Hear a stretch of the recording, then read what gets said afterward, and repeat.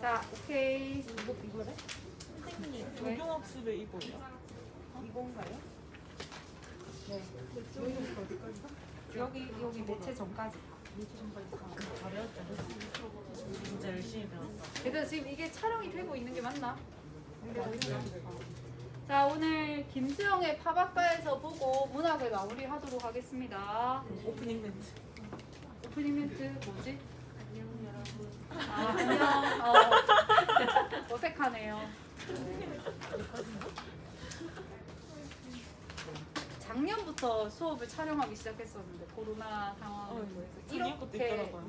계속 수업을 계속 촬영하게 될 줄 몰랐다.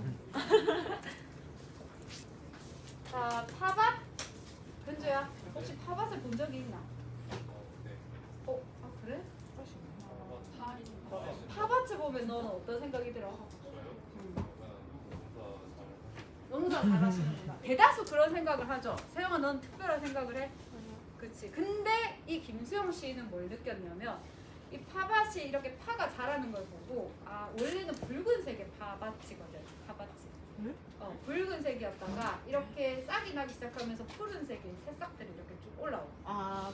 그걸 보면서 그치. 그걸 보면서 붉은 상태였던 팝아치 뭔가 새로운 상태가 되려면 기존에 있는 것들에서 좀 많이 바뀌고 버리고 새로운 것이 취해져야 되는구나. 약간 이런 생각을 해서 약간 이걸 보면 우리 반에 그 푼을 좀 이렇게 바꾸면 굉장히 좋을 것 같다라는 생각이 좀 많이 들어. 너희가 새롭게 고3이 되었을 때 그 생각을 한번 해봐. 고3이 되면 나는 그동안 나태하게 지냈던 내 생활들을 버리고 새로운 목표를 향해서 이런 일도 하고 저런 일도 하고 요렇게도 해봐야지 라는 생각을 가지게 되죠. 근데 그렇게 생각을 세우고 계획을 세웠는데 그 중에 다 실현하기 굉장히 어렵지. 나태 지옥에 빠지게 되잖아, 그지? 그럴 때마다 보통 사람들이 뭐라고 해? 네가 처음 했었던 목표를 한번 잘 떠올려 봐봐. 네가 원하는 게 있으면 포기하는 게 뭔지도 알아야지. 이런 얘기를 하지. 그거랑 똑같은 내용의 시라고 보면 됩니다.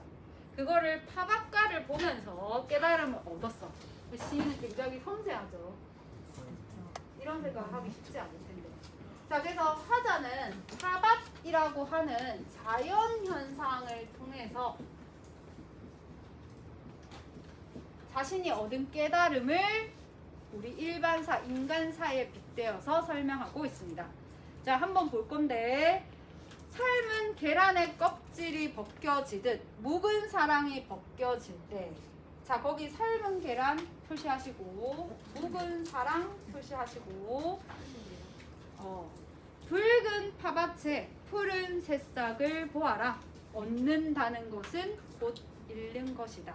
자, 여기 보면 삶은 계란의 껍질이 벗겨지듯이야 얘들아. 직유법이 사용이 됐고요. 원관념이 삶은 계란의 껍질이 벗겨지는 거 삶은 계란이라고 생각하면 돼요. 자, 그러면 이 계란의 껍질이 벗겨지듯 원관념은 뭡니까? 묵은 사랑이라고 하는 것이 벗겨질 때, 이게 벗겨지듯 얘가 벗겨질 때, 자, 벗겨질 때 뭐라고 해? 붉은 팥밭에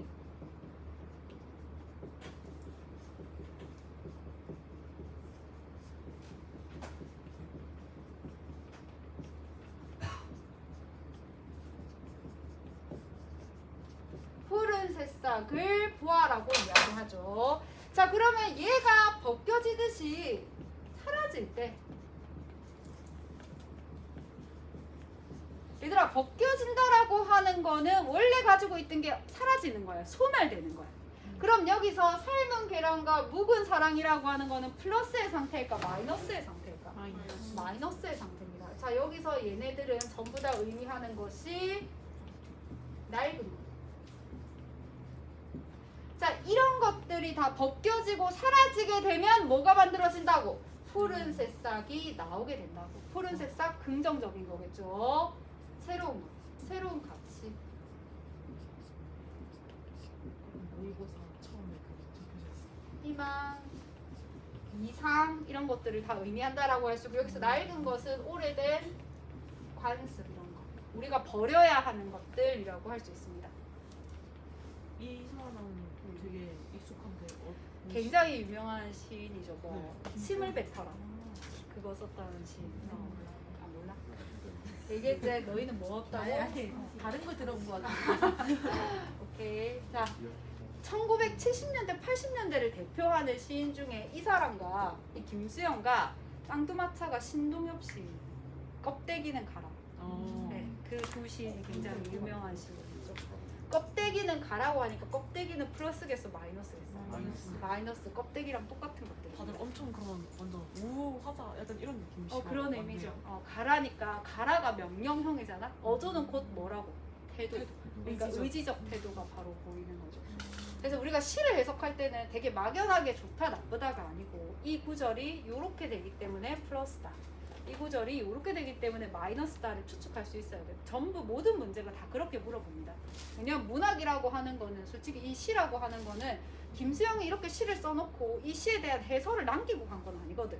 근데 이런 맥락을 봤을 때 이 구절을 근거로 했을 때 여기는 플러스라 볼 수 있고 이 구절을 근거로 했을 때 마이너스로 봐지고 이 어조를 근거로 했을 때 이런 태도를 유추할 수 있고 그래서 다 이렇게 시 문제를 낼 때 밑줄 그어놓고 시어 근거했을 때 이런 것들을 보라고 하는 이유가 다 근거를 찾아서 작품을 해석해야 돼. 그래서 그거를 하는 눈을 좀 길러야 돼.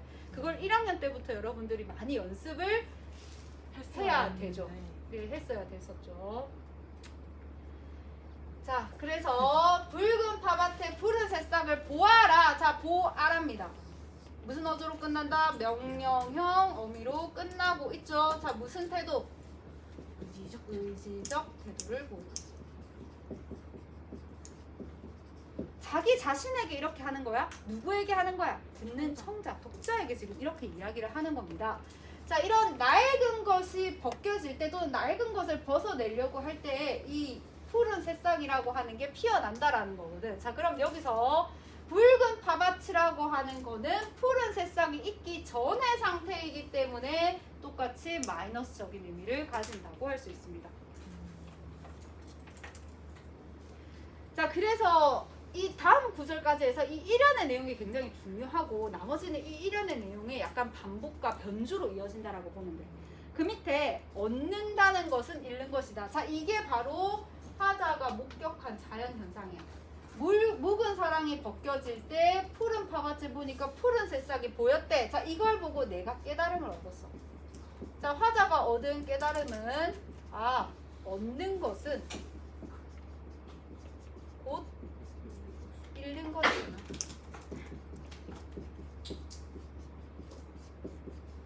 자, 이 시에서 가장 중요한 게 바로 붉은 팝밭의 푸른 새싹을 보아라. 얻는 것은 곧 잃는 것이다. 자, 화자가 실제 목격한 자연현상은 붉은 팝밭에 푸른 새싹이 올라가 있는 거고 그걸 보고 이런 깨달음을 얻은 거야. 자, 근데 우리가 언뜻 봤을 때 여러분들이 게임을 하고 있어. 득템을 했는데 친구가 얻는다는 것은 곧 잃는 것이지. 이렇게 대답을 해. 그러면 무슨 이게 X 같은 소리야? 이런 대답을 하겠죠. 왜? 문장상 뭐가 발생합니까? 모순이 발생하게 되죠. 마찬가지 표현법, 역설법이 사용이 됐습니다. 자, 그럼 앞에 이런 말을 넣으면 돼. 얻는다라고 하는 것은 새로운 가치를 얻는다는 것은 곧 낡은 것을 잃는 것이다. 낡은 것을 버리는 것이다. 이런 뜻이야. 그러니까 여러분들이 새로운 가치를 추구하려면 그동안 내가 몸에 익었던 낡은 습관들을 어떻게 해야 된다고? 버려야 한다고. 너무나 당연한 거죠. 그지? 자, 그런데 그게 사람이 잘 된다고 안 된다고?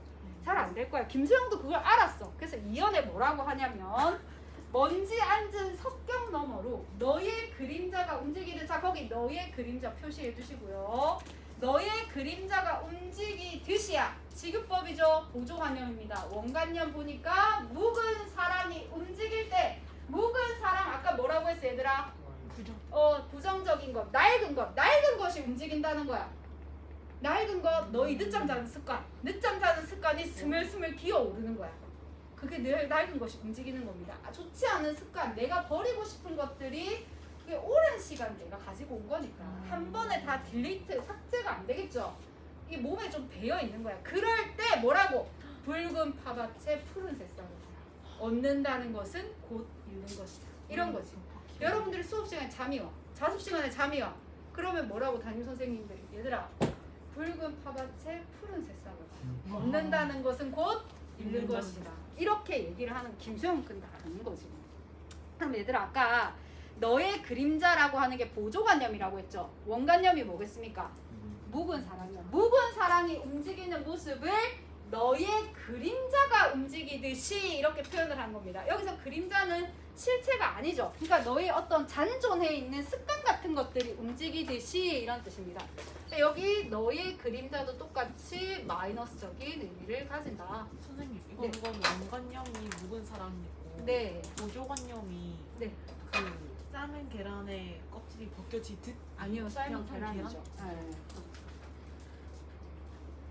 자, 너의 그림자가 움직이듯 묵은 사랑이 움직일 때 붉은 파밭에 푸른 새싹을 보아라. 얻는다는 것은 곧 잃는 것이다. 새벽에 준 조로의 물이, 자, 조로의 물 표시해두고, 조로의 물은 그 물뿌리개 같은 걸 의미해. 자, 얘들아, 물을 이렇게 딱 줬어. 물을 줬으면 물이 이렇게 덴번에 빠지지 않고 약간 고여있죠. 자, 근데 이 고여있는 게 꽤 오래 고여있는 상태야. 대낮이 지나도록 마르지 않고 젖어있듯입니다. 자, 그러면 지급법이죠. 자, 지급법이 쓰인 거를 지급법에서 의미를 제대로 파악하려면 보조관념보다 동관념이 뭔가, 원관념이 뭔가를 잘 파악을 해야 돼. 보조관념으로 의미를 파악하려면 힘들기 때문에. 자, 묵은 사랑이 뉘우치는 마음의 한복판에 젖어 있을 때 조로의 물의 원관념은 지금 여기서 뭐라고 볼 수 있습니까? 묵은 사랑. 자, 그러면 원관념부터 한번 보겠습니다. 묵은 사랑이 낡은 것이 뉘우치는 마음의 한복판에, 뉘우치는 마음은 반성하는 내 마음이야. 반성하는 내 마음에 젖어 있다라는 거는 아직 있을 때 완전히 사라지지 않은 상태를 이야기하는 겁니다. 좀 쉬면 안 되나 하는 그런 생각이 마음에 젖어 있는 거야. 지금 이 상태야. 그 상태를 뭐에 빗대어 표현한 거야? 조로에 물을 줬는데 대낮이 지나지 않도록 마르지 않고 젖어 있는 상태로 비유한 겁니다. 이해가 가니 얘들아? 네. 내가 이런 낡은 생각과 습관을 가지고 있는데 이게 한 번씩 떠오를 때가 있겠죠. 그렇게 하고 싶다고 본능적으로 움직이고 싶은 게 이연의 내용인 거야. 사면도 비슷한 내용입니다. 그게 몸에 배어가지고 완전히 사라지지 않은 거야. 수업 시간에 딴짓하는 게 아직도 남아있는 겁니다. 젖어있는 상태들. 젖어 있을 때 그게 어떤 비유법이라고? 지구에서 뭘 가지고 왔다고? 조로에 물뿌리개를 뿌렸는데 물이 아직도 땅에 젖어 있는 상태로 얘기한 거야. 그럼 조로의 물도 플러스다 마이너스다? 마이너스겠죠. 자, 그래서 여기까지가 전부 다 묵은 사랑의 보조관념으로 다 쓰인 마이너스적인 의미를 가지고 있는 거지. 자, 아직도 버려야 하는 낡은 것들이 남아 있을 때 이런 의미겠지. 자, 그럴 때 붉은 파밭에 푸른 새싹을 보아라. 얻는다는 것은 곧 잃는 것이다. 우리가 이전과 다른 삶을 살기 위해서 우리가 가져야 하는 태도를 보여주는 시라고 할 수 있습니다.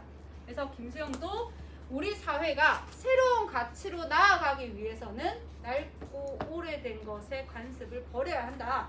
때로는 그게 우리 사회에 아직까지 뿌리 깊게 남아있어서 젖어 있는 상태가 될 수도 있고 그런 모습들이 한두 번씩 그림자처럼 아른아른 거려서 볼 수도 있다.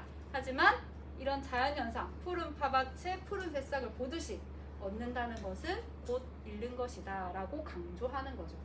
이제 우리 사회에 던져주는 의미가 있습니다. 그리고 이 시인은 참여 시인이거든. 참여 시인. 신동엽과 김수영이 대표적인 참여 시인인데 참여 시인은 사회 문제에 적극적으로 목소리를 낸 시인들이라고 생각하면 됩니다. 자, 그러면 한 번 더 이 시를 읽고 마무리를 하겠습니다. 자, 삶은 계란의 껍질이 벗겨지듯 묵은 사랑이 벗겨질 때 푸른 파밭에 푸른 새싹을 보아라.